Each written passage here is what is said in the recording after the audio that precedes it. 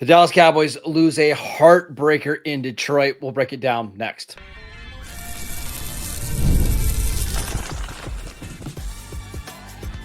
You are Locked On Cowboys, your daily Dallas Cowboys podcast. Part of the Locked On Podcast Network, your team every day. Welcome back to the Locked On Cowboys podcast, part of the Locked On Podcast Network, your team every day. We'd like to thank you for making us the #1 sports podcast network. Today's episode is brought to you by FanDuel. If you want to be right in the middle of the action this season, visit FanDuel.com and place your NFL live bets all season long. Welcome back. I am your host, Marcus Mosher. He is Landon McCool. And on today's show, we're breaking down the Cowboys' 44-30 loss to the Detroit Lions on Thursday Night Football. Landon, let's just jump right in. What give me your thoughts. I did a short video right after the game for Locked On, honestly. And I think that I kind of summed it up as that this game was sort of a microcosm for the larger season, right? Where the Cowboys dug themselves a hole too deep for them to climb out of, right? They just made too many mistakes. Honestly, the game looked a lot like the bye week, pre-Quinnen Williams trade version of the Cowboys, where it took the Cowboys a while to kind of get going a little bit on offense. And then, the defense was not able to stop Detroit at all. Like, honestly, once Amon-Ra St was made active for the game, it changed the whole angles of everything. And he wasn't even the least bit slowed down by that ankle injury. And the Cowboys didn't look at all prepared for it. And that, combined with the fact that they could not manage to not get blocked down on the edge, which allowed Gibbs to just absolutely go crazy. It really flipped the tenor of this whole game. And by the time the Cowboys kind of finally woke up and started to kind of fight back, it was too late. And the defense really, honestly, never really did anything enough to kind of put the Cowboys back into this game. This had a big game atmosphere. I mean, all week long, we've been talking about it being a, kind of a pseudo playoff game. And I think Dallas had a lot of jitters in this game. Like, you could feel the anxiousness. Whereas I think Detroit came out excited and they were flying to the football. And even on the kickoffs, I mean, they were making big plays on kickoffs, which we'll get to in a little bit. But it just felt like for some Cowboys, not all, but for some, this game felt a little too big and a little too fast. And even guys like Dak, I think Dak overall played really well. But you had Dak throwing the ball way behind the line of scrimmage on a lateral on one play. You had Jake Ferguson trying to get extra yards on 3rd and 25 and fumbled the ball. You had George Pickens, who we'll get to in a little bit, fumbled the ball at the 2-yard line. It just, for whatever reason, this team was not sharp really in any facet. Well, ultimately, if you remember when we talked right before the game, when our game preview, I said that the Cowboys, both teams would be able to produce big plays, and ultimately both teams did produce a lot of big plays. But I felt like the difference was going to be that the Cowboys were going to be able to do it in the kind of course of their offense and safely, and that was just not the case. It was actually the opposite. The Lions were the ones who were efficiently able to create explosive plays, generate explosive plays. The Cowboys were also creating explosive plays, but you're right, they also were throwing it backwards, and Dak was taking a 9-yard sack instead of just throwing the ball. Or, there was definitely moment after moment where the Cowboys were, shooting themselves in the foot, and it wasn't always just penalties this time. And we won't even talk about penalties because honestly, I will turn red and fall down dead. But it didn't matter. It wasn't ultimately the game changer necessarily. I mean, certainly some of them were, but ultimately the ones that really mattered were ones that the Cowboys did commit and that they were guilty of. So, you're right. And it felt like, we know the names of the young guys that were really kind of struggling tonight. Ravel, I think Thomas were the two that were specific. Nate Thomas, to be clear, were the two ones that specifically the young guys that really, really struggled. But it wasn't just them. I mean, Kenneth Murray was still Kenneth Murray. And that was a problem. And Logan Wilson maybe was slightly better, but not that much better. So not noticeably. No. It just felt like the defense at this point felt as like kind of hapless as they did like, the pre-Quinnen Williams trade. Yeah, and let's talk about the coaching staff, because to me, this is a coaching staff that felt like they were coaching in a big game for the first time. Whereas Dan Campbell and their crew, they just knew how to push all the right buttons. And I'll start with Brian Schottenheimer, because the Cowboys scored 30 points in this game, but they left a lot of points on the board. And there's even some situations like the Cowboys have been really good at like these end of half situations where you get points and then, you can get points right out of halftime. You had a 4th and 3 from Detroit's 37-yard line. There's 55 seconds left, and Detroit has one timeout left. At that spot, you're better off just going for it and trying to milk the rest of the clock. Maybe you score a touchdown, but you got to come out of that drive with a field goal and the Lions not getting possession again, or a touchdown and the Lions not getting possession again. Instead, they settle for a 55-yard field goal. And 6 plays later, Detroit doesn't even have to burn a timeout, and they get down there to kick a short field goal. It's little moments like that where games are won and lost, and I don't think Brian Schottenheimer did a very good job today. I think you're right. If we're just to split the job real quick of what he does, like as a head coach, those decisions, I agree. Like I think he made some poor decisions there. Do you want to talk about like the choice on the safety? Do you want that whole? Yeah, situation? I mean that's a little bit more strategic. Where so on the Dak Prescott safety one, on 4th down, you could theoretically snap the ball out of the end zone, take the safety, kick off with Brandon Aubrey, and get better field position. Yes, you're giving up 2 points, but what Cowboys ultimately did was punt from their own end zone. Detroit got the ball at the Cowboys 38 and scored like 3 plays later.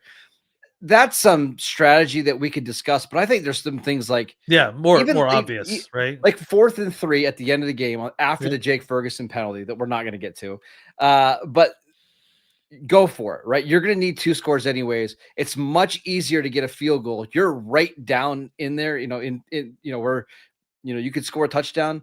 Kicking a 25-yard field goal really doesn't do all that much for you. All right, I've lied. I'm going to talk about them real quick. Listen, there were two penalties in this game that did hurt, and let me back up, because I was going to finish with Brian Schottenheimer. On the offensive coordinator, play caller side of things, I do think he called a good game. There were moments where like they were having to consistently battle uphill with the personnel that they had on the field, considering Hutchinson was beating Thomas or Steele, right? Honestly, pretty regularly. They were having a hard time protecting Dak. They were having a hard time moving people off the ball in the run game consistently. I think that they were able to kind of do some things. I think that they got hampered by the fact that there were 2 very terrible penalties, offensive pass interference penalties, both of them, that were awful. And I think that certainly hurt their chances, but that also doesn't excuse like the inefficiency that this team showed early in this game, because ultimately before, I don't know, right before halftime, right after halftime, when Flournoy started catching the ball a little bit more, or they started targeting him a little bit more, it was only CeeDee Lamb who was really kind of efficiently beating his man and getting open and producing. And Dak was trying to get him the ball at times, and ultimately that's where he got hurt going up for one of those balls. It just felt like the superstars on your team were actually there and ready to show up. It felt like, some of the supporting cast that had been really solid the last few weeks, turned back into pumpkins at midnight. Yeah, let's talk about George Pickens, who's one of those superstars that did not show up in Week 14. We'll talk about his performance next. This episode is brought to you by FanDuel. NFL Sundays move fast. One big play and suddenly everything feels different. That's what makes live betting with FanDuel so exciting. You're not just watching the game, you're reacting to it in real time. With FanDuel, you can place bets as the action unfolds. Every drive, every momentum swing, every highlight moment. Live betting is the best when the game starts to shift, and you can usually feel it, where a receiver gets hot, a defense tightens up, or the momentum flips after a turnover. FanDuel lets you jump into that moment with live spreads and money lines that adjust instantly. Player props that update as guys heat up, and you can bet on the next touchdown score, drive results, totals, and more. It keeps you locked in every single Sunday. So if you want to be right in the middle of the action this season, visit FanDuel.com and place your NFL live bets all season long. FanDuel, the game moves fast, and so can you. Welcome back to the Locked On Cowboys podcast. We'd like to thank you for making us your first listen of the day. We'd also like to thank you for making us the #1 sports podcast network. I want to start with CeeDee Lamb because it's really unfortunate that CeeDee got hurt this game because he was on pace to have a monster performance. They could not cover him. 6 catches for 121 yards, almost all of it in the first half. On 8 targets. He had another target down the field where he was wide open. And Dak just missed him. Yeah. It's a bummer because this could have been, you wonder what this game would have looked like if CeeDee Lamb stays healthy. Yeah, it was. I mean, and like you said, even the times when he wasn't getting the ball, I was man. I again, the Amazon Next Gen view. I always love it when the Cowboys are playing those games because you just get to watch it from a different angle, which is the best angle, above and behind. And there were so many times when you got to see CeeDee kind of completely breaking ankles, and Dak can't get it to him because of the pressure, or for whatever reason he gets the ball to another guy. There was a lot. I mean, we talked about meat left on the bone, right? There was a lot of meat left on the bone on CeeDee's side where he was able to get open, and just Dak wasn't able to get it to him, or it was late, or whatever it was. But yeah, and that's the unfortunate thing, is that clearly, Detroit made incredible efforts to stop CeeDee Lamb and to stop Pickens, and CeeDee was able to kind of still break through a little bit. Pickens obviously struggled, to kind of get over the double coverage, the shell coverage that they were playing on both sides. And you just were waiting for them to try to take advantage, right? To get the ball to, eventually they did Flournoy or to Turpin. And Ferguson was the other guy, right? And because Ferguson had such a poor game, or just was, beat up, and then just made a bunch of poor decisions at certain points, it felt like the offense was inflated, right? And somehow Detroit was also able to, while playing shell coverage, stop the Cowboys' run game, which that felt like a lot like 2024, to be honest. Let's talk about George Pickens, because this game, 5 catches for 37 yards on 9 targets. He also had 2 penalties in this game, including a face mask call, which was a huge penalty to put the Cowboys back on 1st and 25. Just looked disinterested. And again, Pickens has been awesome this year. He's had so many great games, but there were a couple times, there was a comeback route where he jogged through his route. In the first, I think it was the first drive of the game, Dak tried to throw him a slant. Pickens had no interest in running over the middle of the field. I don't know what it was with him, but this was not a good showcase game for him. Yeah, I mean, it certainly was some of that, but it wasn't. I think people are trying to make fetch happen here a little bit too with the Pickens stuff, because the 2 penalties, the face mask one, it wasn't like the classic Pickens grabs the. No, it wasn't malicious or anything. Like he wasn't even looking. Like he was, it was behind him, and then the offensive pass interference was absolutely nonsense. He was even trying to get skinny between the 2 defenders when you watch the tape, and they still called him for offensive pass interference because they're playing with 5'8", 185-pound corners, for God's sake. So yeah, I don't disagree that on those plays, Pickens was not running at full speed, and he needs to be. I also think that, a lot of what was going on with Pickens was because they were putting incredible efforts to stop Pickens specifically. There was also a drive where he didn't play at all. It was after CeeDee Lamb got hurt. The receivers for the entire drive were Ryan Flournoy, Jonathan Mingo, and Kevontae Turpin. They ended up scoring on that drive. It was the play that Flournoy caught the touchdown, but a weird game. There was also a play that Dak, I think this one was when the Cowboys were down by 14 late. Dak threw the ball down the middle of the field, and it looked like it was close, but there just wasn't a lot of effort there. Again, he's had a really good season. Just a very, very weird game from him, basically in every direction. From everyone, to be honest. This is a terrible game for several different people. Obviously, Pickens being the most high profile of those people. But yeah, just an awful game. It's just that guys, were, I guess, due. I didn't know that we needed to be due for this sort of thing. I thought that we were past this, but honestly, that's the kind of main takeaway here, is that it feels like this team just isn't ready for this yet, right? Like they need another year. They need a little bit more talent on defense, and maybe definitely a new special teams coach for sure. Yeah, we'll get to them in a second. Let's talk about the Cowboys defense in this game because there was 12 drives in this game. One of them was the final drive of the game. 408 yards for the Lions. They averaged 7.2 yards per play in this one. They didn't run the ball particularly well early in this game. They got a couple big runs late. David Montgomery had a 35-yard run. Gibbs had a nice little touchdown run at the end. But they could not stop Jared Goff.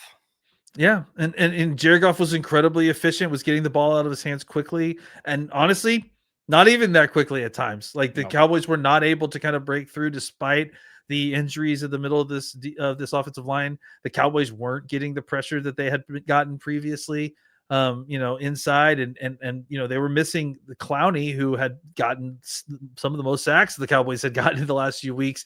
It felt like the Cowboys in the last 2 weeks had gotten by with, middling to less than average, to be kind, defensive end talent, because they were getting so much from their defensive tackles. And I think that they did still get some nice pressures at certain times, but it just wasn't enough to make up for the loss of Clowney and, Ezraku being one person. And ultimately, James Houston is a great high effort guy who can get there, but he is ultimately an undersized pass rusher who was cut by the Lions at one point and isn't quite the caliber that you need to kind of close out games like this. We talked about Matt Eberflus and his job security earlier this week. This is the third time this season the Cowboys have given up 40 or more points. And even last week, they gave up 28 to Kansas City. They had 2 quarters where they got stops, but that's a Chiefs offense that has not been particularly great all season long.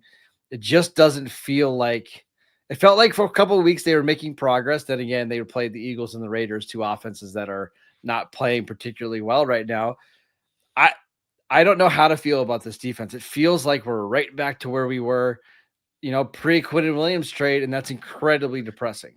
Yeah, it just felt like, I don't know if I think that they, we're missing assignments like they were earlier in the season, but they got completely just outclassed physically, right? They were just being pushed around, especially on the edge. They were not able to contain the edge. And look, that's where they were beat up a little bit. And Sam Williams, ultimately had a good game as a special teamer, and it made a play at I think at a certain point with a hurry or a tackle for loss, if I'm not mistaken. So, but look, he's still Sam Williams, and I think that they were getting, they're putting an extra body out there on the offensive line, and they were crashing down on the Cowboys defensive ends. The Cowboys didn't really have an answer for it, and then you add on top of that a rotating array of terrible older linebackers who couldn't, who kept on getting themselves blocked. That Kenneth Murray video is just going to be, it's going to make people's eyes bleed, to be honest. I'm just so frustrated with this defense. The Lions are really beat up in this game. Like they had multiple offensive line guys out in this game. Both their tackles missed practice this week with shoulder injuries. And listen to this is from the 6-minute on mark in the second quarter. This is what the Lions did: touchdown, field goal, touchdown, blocked field goal, touchdown, end of game. Like the only stop you got was a blocked field goal, which it was a short field goal. It was just I don't know what to say. It's just an awful, awful performance. Yeah, just certainly nothing like what we saw the last few weeks. They've crashed down to earth. And look, ultimately, Revel is a rookie, corner who is starting his second game, I think, as a starter. And it looked like it. It looked like it, right? Yeah, exactly. So, every time that anyone asks us, is Trayvon Diggs going to even play when he comes back? Like, this is why we say, probably they'll at least rotate him, because these guys are still young, and look, he needed to stay out there and take his lumps, but at the same time, not maybe at the cost of the game. It would have been nice to have Trayvon out there. Yeah. And I know there's been some people speculating that maybe the Cowboys are being a little bit too cautious with their injuries. Guys like Trayvon Diggs, who practiced all week. And I know in an ideal world, you'd like to give them, 10 days to get ready for this game, but your playoff odds are now down to 10%. Like, it's very, very unlikely this team makes it to the playoffs. According to The Athletic, even if you win your next 4 games, you only have a 46% chance of making the playoffs. At some point, you just need these guys to be out there and play, and you can't worry so much about if a guy is 100% healthy. Yeah, you've got 10 days from this point on, so it's going to be about correcting what you can, and then you're going to have an evaluation to make at the end of the season. Is are you going to risk rolling the dice once more with the defensive coordinator? For another season of trying to rebuild a defense from scratch instead of carrying on some sort of continuity, or are you going to roll the dice with the defensive coordinator that, man, it's hard to trust at this point? Yeah. All right, let's talk about the Cowboys special teams because they were awful. Oh, outside of Brandon Aubrey, who was really good as always. We'll talk about that unit next.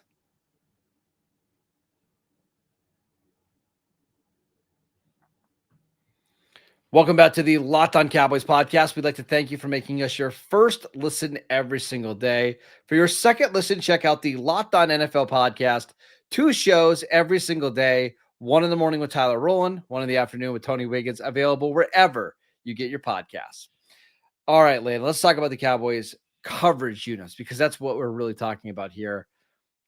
They were awful in this game. And again, that's nice. This is one of the worst coverage units I've seen for a team that did not score like a return touchdown. Like they consistently perform well or perform below par in this one. Yeah, I actually had it pulled up here. The Cowboys got 7 kick returns, and they gained 176 yards on those kick returns, including one that was actually a pretty decent return, right? The Lions got 8 kick returns, and they got 261 yard returns. Mm-hmm. And look, the Cowboys were already kind of getting their butts kicked up and down the field on both sides of the ball early in this game. To lose the hidden yardage aspect of this and penalties included, honestly, I mean the penalties thing, I don't even know what it is. Like it's probably even, honestly, because like it was just such a bad call game on both sides. But the kickoff and the hidden yardage on special teams outside of the blocked kick, which was obviously a huge play. Even on punt returns, they really, really were struggling. Punt coverage. They were really, really struggling to kind of get things going there as well. And I got the number on that one. So yeah, Brian Anger actually had an unbelievable punt. That was a in his crazy own kick. It was a 62-yard punt, but they ended up returning it 21 yards. So that's a net of 41 yards, right? So Detroit had the ball at their own, their own 35, 36-yard line.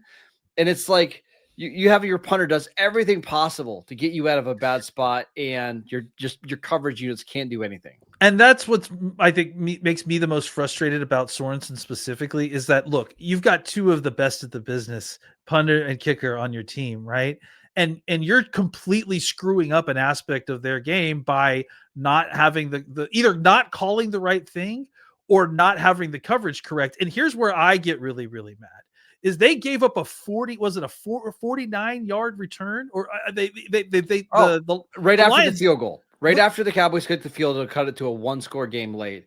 Yes, that one. That was basically, I mean, the end of the game at that point, right? Over. Like, I mean, like, the reason why is because it's all Detroit needed to do was get 1 first down, and they were in field goal range, which makes it a 2-score game. The game is over. Yep, that's right. It was crazy. Like, and I can't. And my point is that they had been struggling all game long with this. Just kick the ball out of the end zone, man. Just kick the ball. Like you could, like for the last, I think I could be wrong. I don't know the numbers, but for the last, I think 3 kicks, they had crossed the 35-yard line on the kickoff return. Just kick the ball out of the end zone at that point.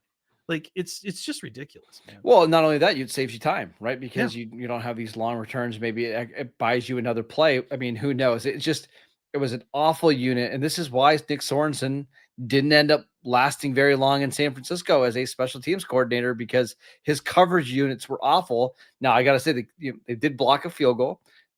Brandon Aubrey made every field goal, including a 63-yarder. Although I'm starting to wonder if Brendan Aubrey is almost too good for the Cowboys in the sense of he's hurting them. He's actually hurting them. They're trying too many kicks, because they're relying on him too much. Yeah, they feel like a 55-yard field goal is a given, and that's why you don't go for it on 4th and 3. So I do wonder if he's actually hurting them a little bit, but that's a big brain conversation that we can have at a different time. This is a really bad job by their special teams. And a lot of these games are decided by special teams. The Cowboys gave up 282 return yards in this one. Yeah. It's and it wasn't the difference in the game because this is a blowout, really, but it was a factor into why this game was so wildly out of proportion, right? And I think even if we had equal kind of return yardage, the Lions still win this game. But again, it's just really endemic of the kind of thing that you can't have in these sort of games, right? You can't have stupid mistakes and blown coverage stuff. You can't give away easy yards to a good team because they will make you pay for it. And ultimately, they really made the Cowboys pay for it. Really quickly before we go, the Cowboys are 6-6-1, right smack dab in the middle of the league right now, 17th best record. Where do they go from here? Well, I mean, look, you said it. Like they have to win out basically to even have under less than a coin flip's chance to make the playoffs. And the right? division is basically over at this point. You're not winning your division. Unless Philadelphia absolutely craters, but even then, I don't know if it's possible. No. So, I think for the Cowboys, they're going to have a long 10 days. We're going to come back next week. And I think that the team is going to tell us what the tenure of like how they're playing and how they're preparing. They're going to prepare to win all these games. They're going to try to win all these games. I think, where we know if maybe they're kind of leaning into youth is where the kind of not tanking will become, but maybe it's more important that we prepare our young players for next season than, try to reach for some impossible chance at making the playoffs. We'll know pretty well where the Cowboys stand in terms of making the playoffs after week 14. Once these games all play out, teams like the 49ers and Seahawks and, Packers all win. It's going to be really hard for the Cowboys to get in, but I don't think that's going to change Brian Schottenheimer's philosophy. I think they're going to want to try to go out and win games. We'll see if they can get back on the right track in week 15. That is it for today's show. We want to thank you for making Locked On Cowboys your first listen every single day. Download the podcast wherever you get your podcasts. We are free and available on all platforms. Follow Landon on Twitter at McCoolBCB. I'm at Marcus _Mosher. We'll see you right back here on Monday.